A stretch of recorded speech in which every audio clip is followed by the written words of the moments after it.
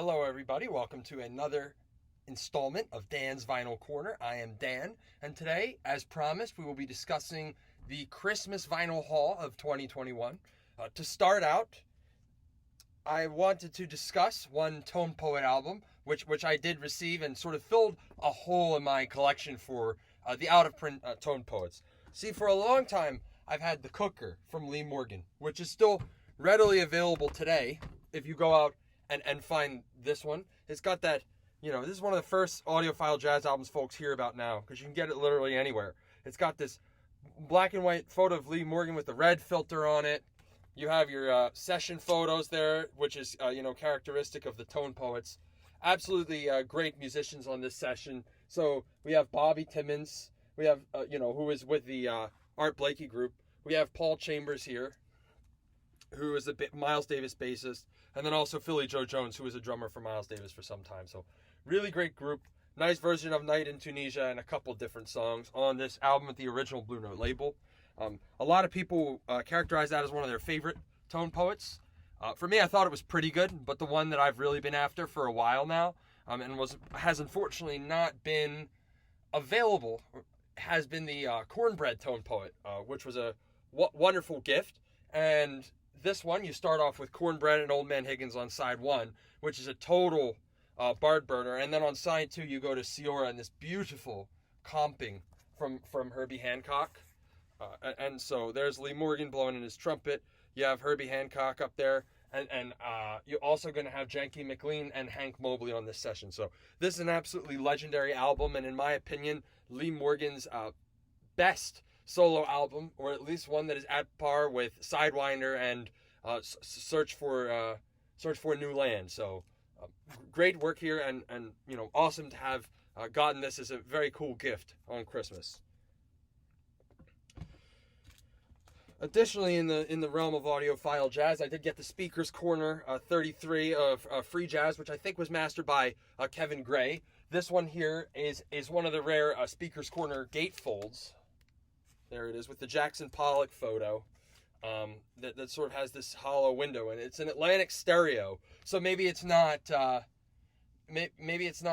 necessarily recorded the way a Blue Note stereo would be, but they've done a nice job really bringing it out on this pressing of the free jazz. Some people complained of non-fill or other quality concerns on this pressing, which I did not find to be present. I thought it was a nice, flat, heavy, and well-mastered copy of the recording, and we could really hear on this the separation between the instruments and the musicians playing their instruments, and how they were able to take this very asynchronous and free way of playing music and make it sound organic, so that multiple musicians could be playing different melodies, time signatures, saying different things with their instruments at the same time, almost as if people were to have trained in talking over each other very eloquently, except they are world-class jazz musicians using their instruments. I would say this is not, of course, everyday listening, and I am not somebody who feels obliged to listen to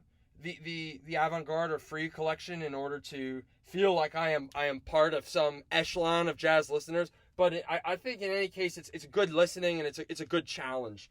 So that's one that I listen to occasionally, and is a nice addition to the collection. Something that previously was hard to find unless you want to have the Org 45. I did have the Org 45 of the Shape of Jazz to Come from Ornette Coleman, so don't know how that one compares to the Speaker's Corner, but this one is a double 45 right there, and that's probably the best sounding version of this album that I know of that you can find. Additionally, we had some non-jazz that sort of came in, as gifts from various friends, loved ones, namely an alt-rock album, 90s alt-rock, one of the more recently released albums that I have in my listening library here. My Buddy Valentine's Loveless, the deluxe analog cut that was sold in Europe only. This is, one of the top albums of the 90s. Certainly, you're going to get songs like Loomer on here, a lot of great stuff on this album. Pressed it optimal, pressed really clean, nice gatefold. For anybody in the U.S. who got the analog cut of their later release MBV, which I think was from the 2000s. this is going, and how beautiful this sounded. This Loveless is really on the exact same level as this pressing, and I'm very happy to have them both. Also, another artist where I've been slowly collecting has been Willie Nelson, and so far I've come across a few. You may remember from previous installment, I had found a Phases and Stages still in the shrink, which is a really cool find. Original Monarch on the Atlantic label there, and then moreover, I had come across a Yesterday's Wine from Willie Nelson on Speaker's Quarter, which is really one of the greatest sounding albums I have. They did a lot of great work on the bass of this album, and just how quiet the vinyl is. You can really hear the story that he's telling. And I've listened to this one so many times, front to back. And also the Red-Headed Stranger from Willie Nelson on Impex. So that's a great audiophile pressing of this album, and really what you're getting there that you're not getting with a regular Columbia press is going to be the richness of the instrumentation and the separation of that instrumentation from Nelson's voice. The one that I didn't have and had been looking for but didn't find was Shotgun Willie, and I've got a beautiful early press of Shotgun Willie on the original Atlantic label right there, at least the one that it was pressed on, and the cover is still in the shrink. I've listened to this mix, and this mix is hot.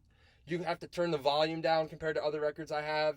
And whether it's Shotgun Willie or Whiskey River or one of the Bob Wills Texas Playboys covers on this album, it's a really beautiful piece of work from Willie Nelson. And so glad to own such a nice early copy where you hear some of that tube magic.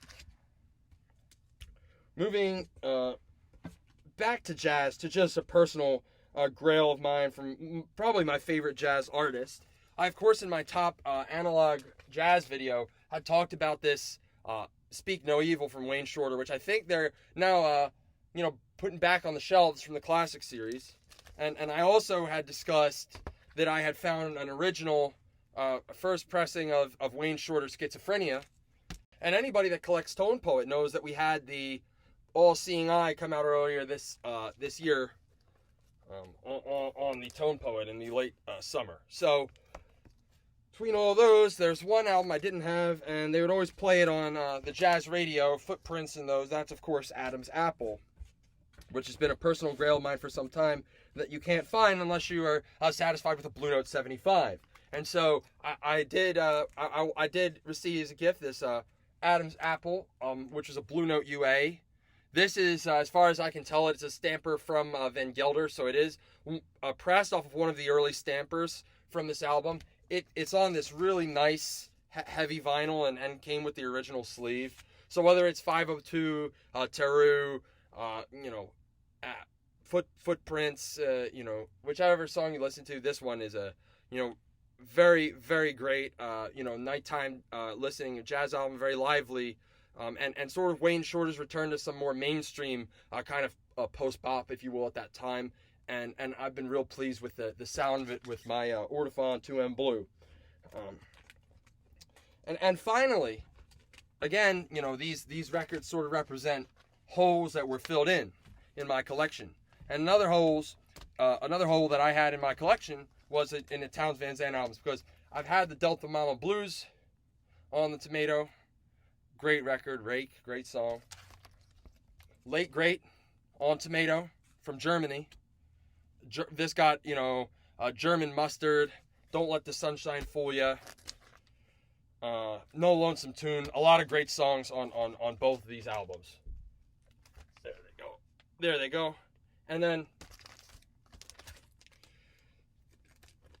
so we have, a lot of great songs on both these albums, but of course, neither of them is the Townes Van Zandt self-titled. And enter the final vinyl record that I did receive as a Christmas gift, which was the German Tomato pressing of the Townes Van Zandt self-titled record. So now we got songs like Colorado Girl, Waiting Around to Die, some really great tracks on this album, which took off his career. And the German pressings of these are so clean, really clean versions. So to recap, we had some jazz, one country record, and also an alt rock record in there, and it was a great haul. And big thanks to family and friends that thought of me and know how much I value the records. It was a great haul for Christmas, and I have been and will continue to be getting a lot of listening out of these records. Please stay tuned for more, as I'm sure we'll be hauling in more records soon here. Thanks for watching. Until next time.